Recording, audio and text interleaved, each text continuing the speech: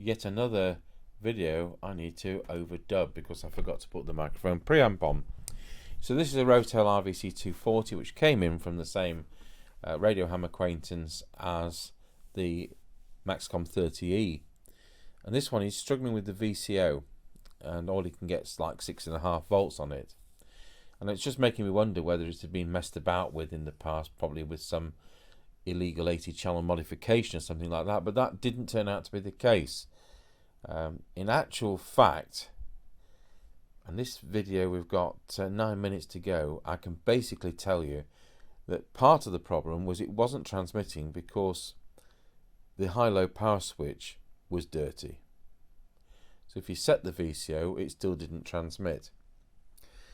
Now I did this in 4 sessions, and the first 2 I'm going to have to overdub, but the final 2 we do have the original sound because I spotted it. We're just having a general look round now at the printed circuit board, and it is in nice condition on the inside. If you looked at the outside, there's a little bit of surface rust.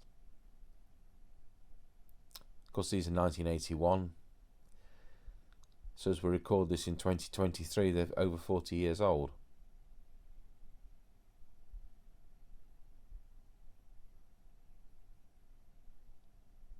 So there's nothing obvious. There were no cores broken, there was no bulging capacitors. Goodness knows what I was saying, but you're not getting me droning on and on when I've had to overdub it, and I can't really edit the picture out. I would have to go through yet another process.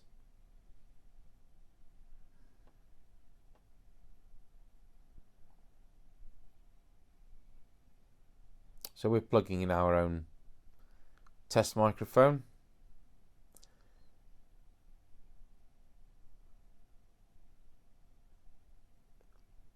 I connected up our little stub of a lead, and I did make the mistake of starting this off at 12 volts instead of 13.8, so some of my transmit tune-up readings were a bit lower than they should have been, and then when I went to tune round it again, I spotted it, which should have been on 13.8, and it did soon come up.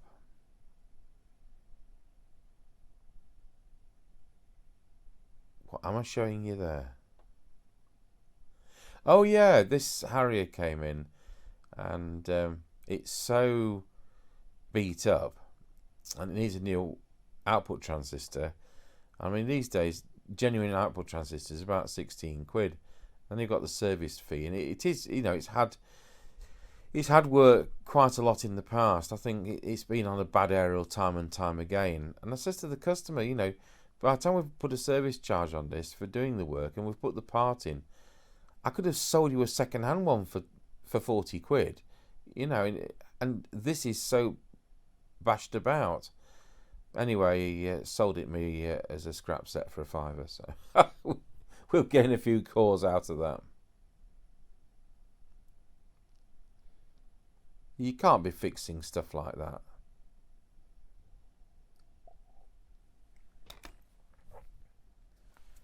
Right, we'll get it connected up to the test equipment.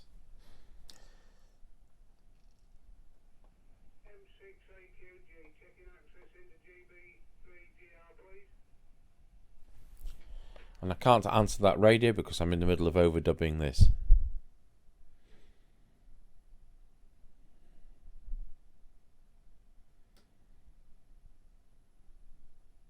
The first thing I wanted to test was public address, and it was working absolutely fine. So that's always something I like to do.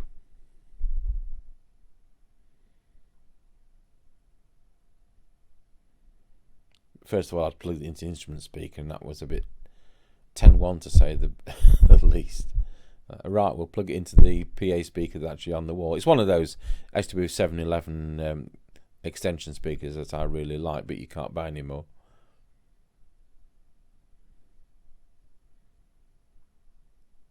So quite right, it wasn't transmitting and it wasn't receiving.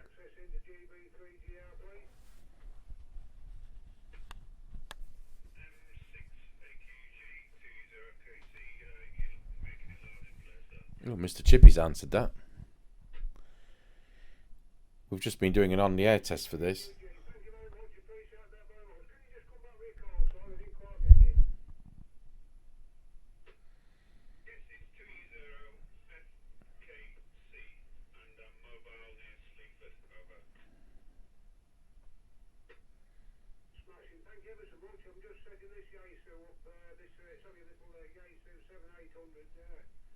I don't know one amateur radio model from another. I really don't care an iota. You know, it's ex-business radios and homebrew for me.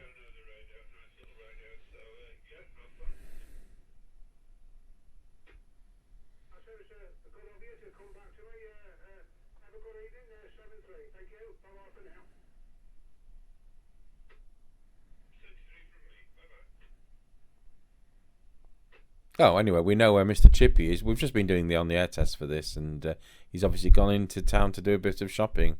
So we now know he's just round Sleaford. So there you go.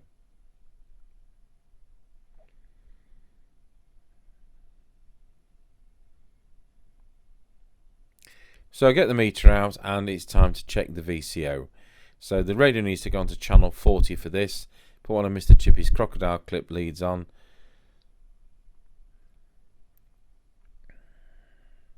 And as you can see, it's 6.19, which is no good. So you start off on receive with that coil.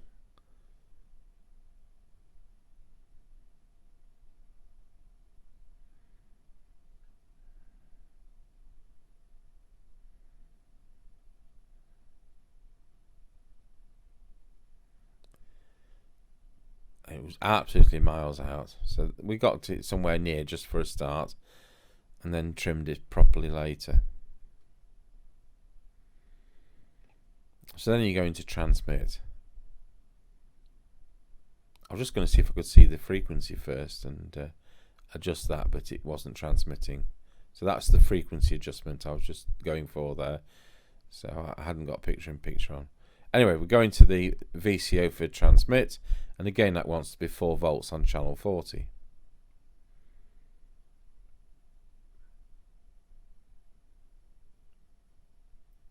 So then we got the 4 volts.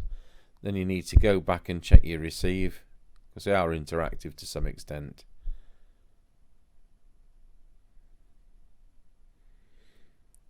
So although then the radio was capable of receiving, it wasn't capable of transmitting. So at this point I'm just setting the signal generator to see if we could hear, and we could.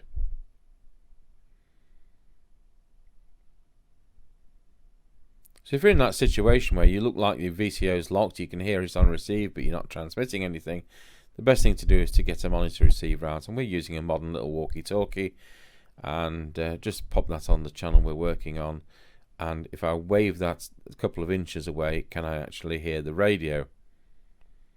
I don't know whether we've got that to that bit of the video, but that was the bit which I was coming to. And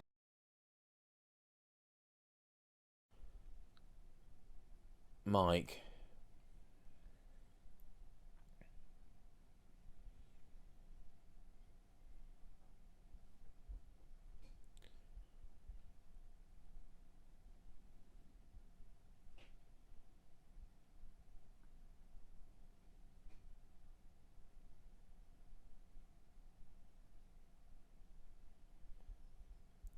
So now we knew that it was, the VCO was doable. Just get it spot on. This was like 4 hours later.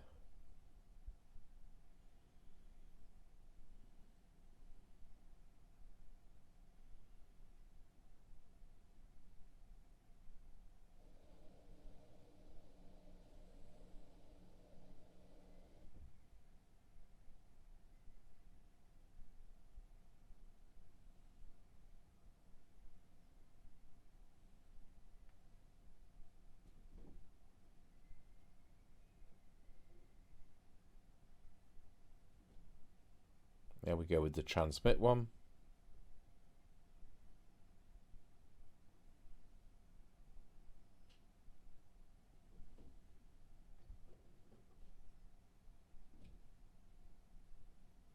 And they're both about the same. You need to just check back because they are interactive.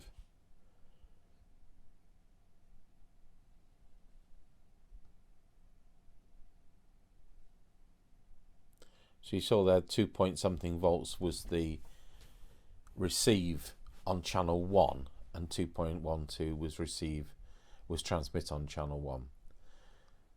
So you just need to check them on channel 1 when you've set them on channel 40. So it's 4 volts on channel 40 for receive and then transmit, and then it's checked that they're between 1.8 and 2.5 for channel 1. This could be well be the point that we discovered there's still no transmit, and it was time to get the walkie-talkie out. There we go. We're using the Capo Panther today.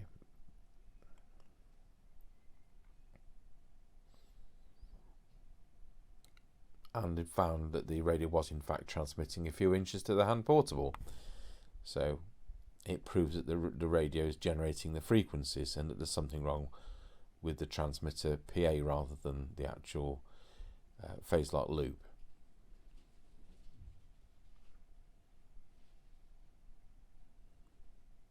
So we know there's nothing scary wrong. So I check it on low power, and there was nothing. And that's because the low power preset's dirty. So when we checked it on high power, that was a bit iffy. Quick spray of the low power control.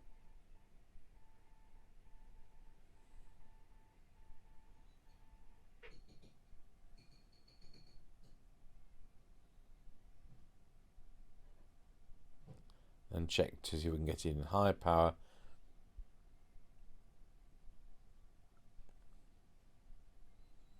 And at this point it was doing about 1.5 watts.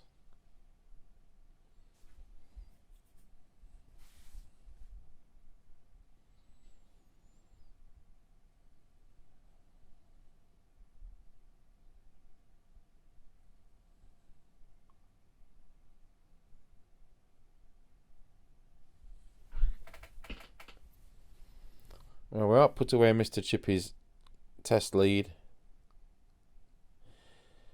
And I remembered to switch picture in picture on, which is incredible.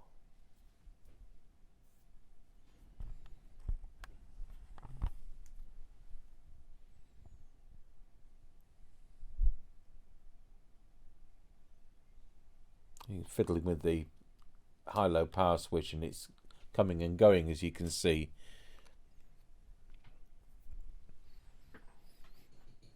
So I tuned it up as it was, and then between the end of this section and the next section where the sound comes back, I did spray the little switch on the front panel, and that's all it needed. So just going through the usual transmitter adjustments, getting peak, and it was spot on. I felt that one was in the wrong position, but it wasn't in the wrong position. It was just a bit lower than they usually are. Quickly turned the meter off because it was bleeping at me. It was going, turn me off, turn me off, turn me off. So next thing we've got to set these for peak. You've got to be quick with this because the radio can't sustain the kind of power you can peak it at. So bearing in mind it's supposed to be 4 watts. Sometimes you get like 5.5 out. This one I think we managed 4.5 before turning it down as per the manual. So it's 4.4 on the left one, and then on the green one, that's the yellow one I'm talking about being the left one, then on the green one it says in the manual to turn it down to 3.8, but seeing as we're entitled to 4 watts, we set it to 4 watts. But what I was saying is, when I was at Nottingham Radio, there was a lot of Paralympic VHF high band two-way radios in use, especially with taxis, back at this time, which were AM high band, and the PA in them was 60 watts.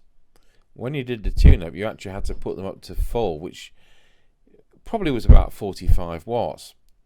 But smoke came out of the PA if you held it in transmit more than a few seconds. So you had to do this tune-up on full power, and you had to do it really rapidly, certainly within 10 seconds, and then let it cool down a bit, and then you could drop the power to the 10 watts. And the reason it's done like that, why on earth have a 60 watt capable PA? You tune it up at 45 watts, and it's a 10 watt radio, and it's all about it being rugged, and that's why the PA in this is capable of 5.5 watts. It's not to run it at 5.5 watts, it's to, when it's turned down to 4, that it'll be reliable. And there's plenty of radios, especially these days, that you've got to thrash to get even 3.6 watts out of.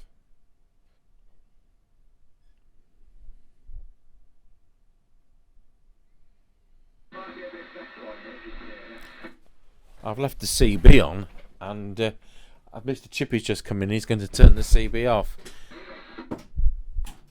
Don't often have that happening.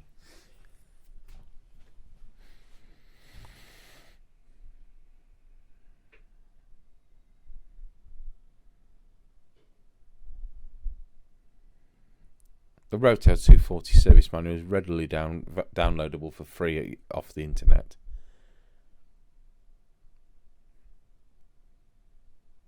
I used to have all the service manuals and instruction books for free download on Scribed, and then they blocked my ability to even look at my own stuff without me paying. So I emailed them and said, "Nope, you've got to pay." You know, I thought, right, well, if that's how they've gone, I took everything off, absolutely everything.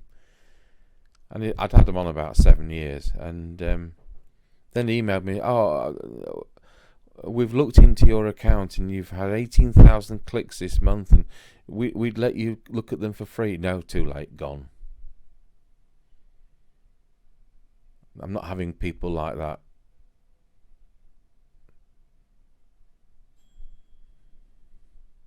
Luckily, they've been copied millions of times, and this is why I did it. I wanted the proliferation of these manuals which I'd bought. I've even bought them off eBay and the likes, and you know, you've paid 16 quid for them, and then I've put them up for free.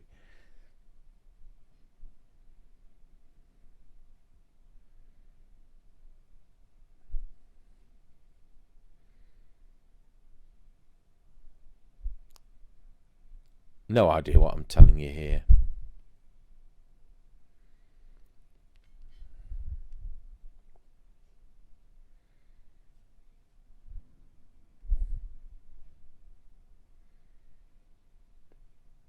So on the left hand one, it's right for 4.4 watts, in other words clockwise, and it's only going to say clockwise if people have ever seen anything other than a digital clock. And the green one goes anti-clockwise to the left, and that's for the 4 watts. So 4.4 with the yellow one, clockwise, that's important, and anti-clockwise for the green one. Then we just check on channel 1 and channel 4. This is done on channel 20. Then you just check on channel 1 and channel 40 is 0.1, within 0.1. So you really want it to be like 3.9 at the worst, or 4.1 at the worst at the other end.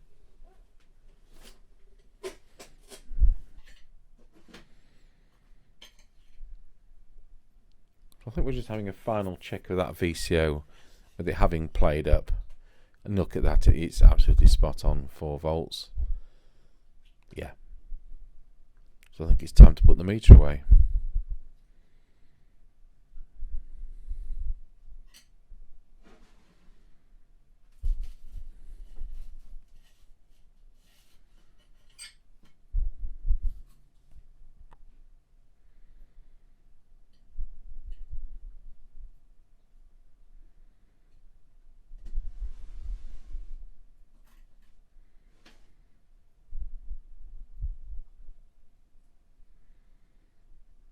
So at this point we're looking at the deviation. So I like the one which is vertical to be in its central position, and then we'll concentrate on the horizontal one for the deviation.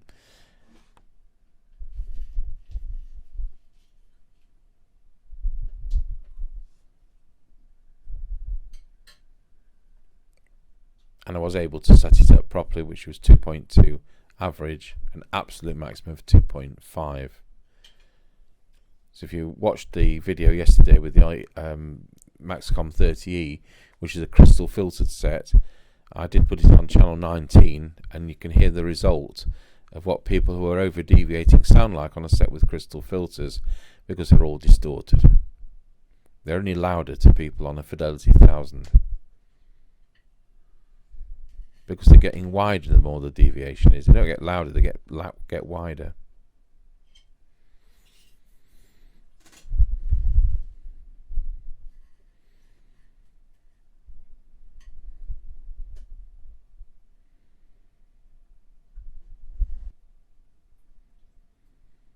So at this point we're checking the meter. It was swinging right across beyond 5 on transmit. So just resetting that so that it was on the 4.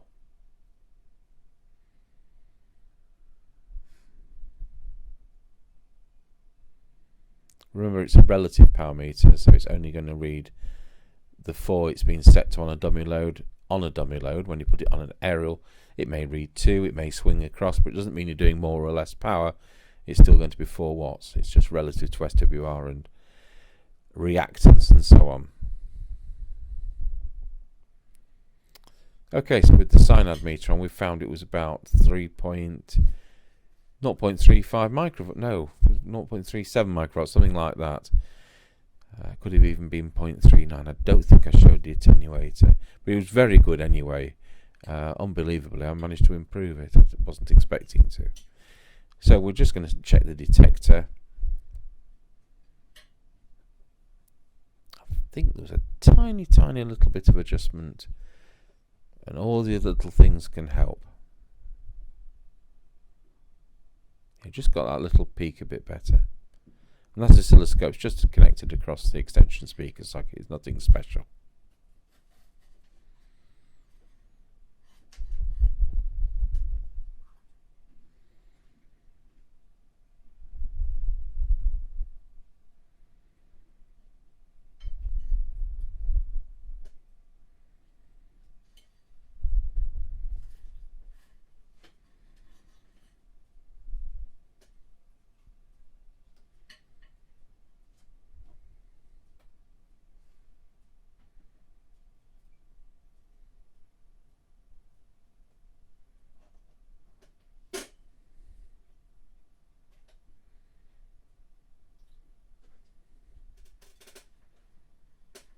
I'm just going through it once more just to double check.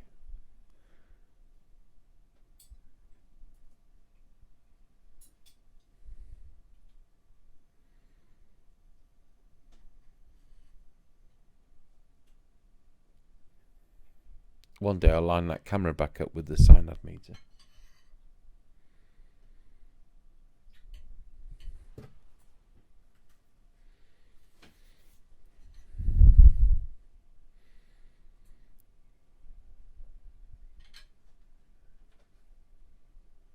So we've got it back down to something like 0.31, 0.33 of a microvolt. There was certainly an improvement.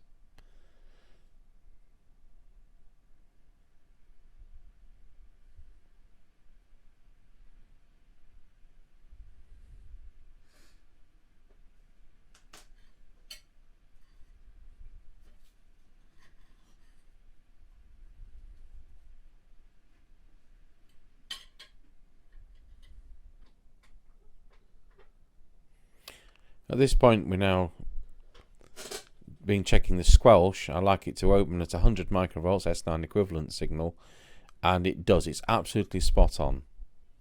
So I was just pointing out where the preset was if it had needed adjusting. I think it was the only thing on the radio that didn't need adjusting.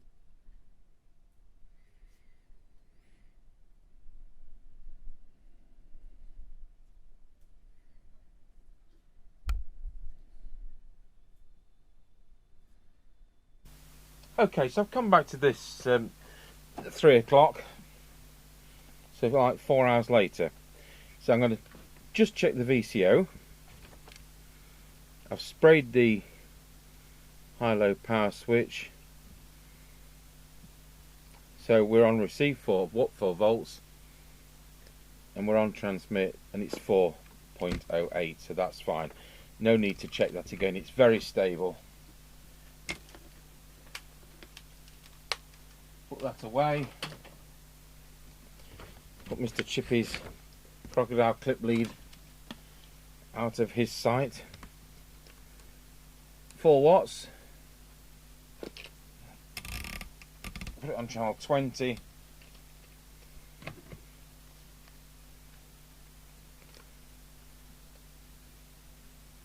And just trim the frequency.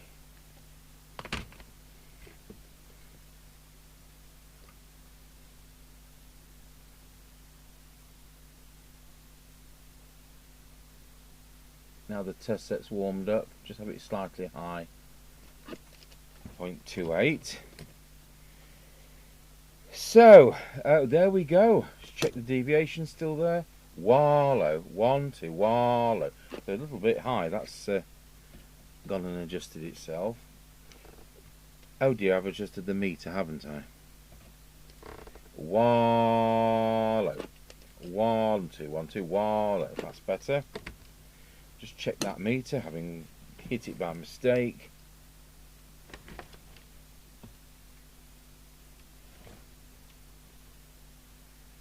Spot on. Let's check low power. It's drifted to 0.5. Just reset that.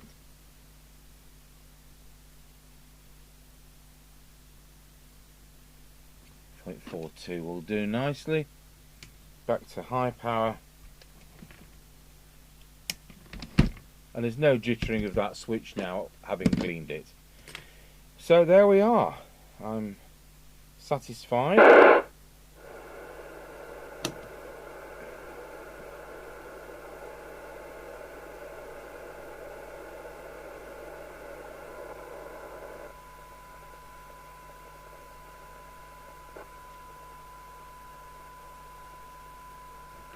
Excellent. Right, I will turn it off and we'll connect it to its own speaker and its own and to the roof aerial and have a flick round. So it's 3 o'clock on the afternoon. It's a Saturday, end of January. It's the cardboard box belonging to customer's set.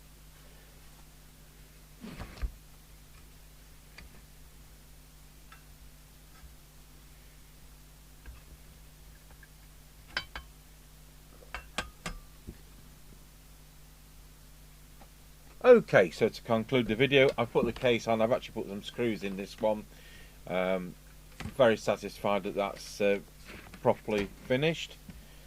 We'll have a flick through the channels. It's now Saturday evening, about 8 o'clock. Yep, the bad buddies are out there.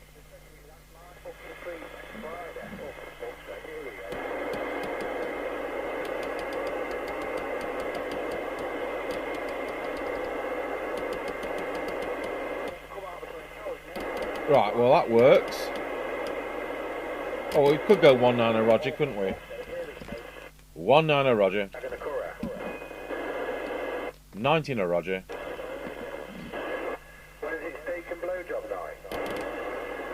Same people from Nottingham every time. 35 miles away. How can anybody use CB radio when people like that on at that kind of power? Right, I will do a test with Mr. Chippy. So that concludes the Rotel RVC240, and I hope you found that one interesting. Thanks for watching.